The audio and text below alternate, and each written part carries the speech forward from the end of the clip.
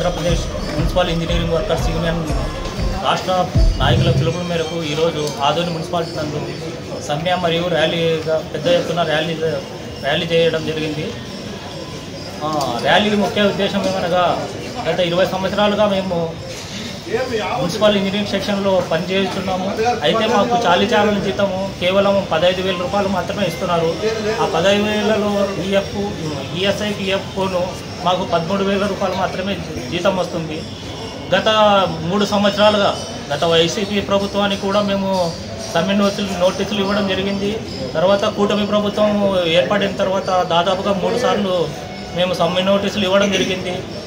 కేవలము సిడిఎంఏ గారు కేవలం చర్చలు అని ఒక కాలయాపన చేస్తున్నారు తప్ప ఇంతవరకు మమ్మల్ని మా యూనియన్ నాయకులను పిలిపించి ఎలాంటి చర్యలు తీసుకోకపోవడం చాలా శోచనీయము.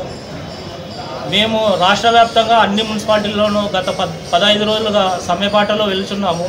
అయినా ఇంతవరకు మాకు ఎలాంటి రాష్ట్ర ప్రభుత్వం తరఫున మాకు ఎలాంటి పిలుపు రాలేదు. ఆ పిలుపు రాలేని పక్షాల చోట మేము ప్రతి ఒక్క కార్మికుడు రేపు 28వ తేదీ చర్చల్లో సఫలం కాలేకపోతే అవసరమైతే వీధి లైట్లు తర్వాత పంపింగ్ స్టేషన్లు అన్నీ బంద్ చేసి ధర్నాలు కూర్చోడానికి కూడా వెనకడుగు వేయమని ప్రభుత్వానికి మేము తెలియపరుస్తున్నాము. ఇప్పటికైనా ప్రభుత్వం మా మీద సానుకూలంగా స్పందించి మా జీతాలు పెంచి 60 సంవత్సరాలకు రెగ్యులర్ ఎంప్లాయీకి ఏ రకంగా అయితే 60 ఏళ్ళ నుంచి 62 ఏళ్లకు పెంచిందో ఆ రకంగా మా ఉద్యోగులను కూడా 60 నుంచి 62 ఏళ్ళుగా 10,000 పెంపొందించాలి. అలాగే సంక్షేమ పథకాలు అందరికీ అమలుపరచాలి.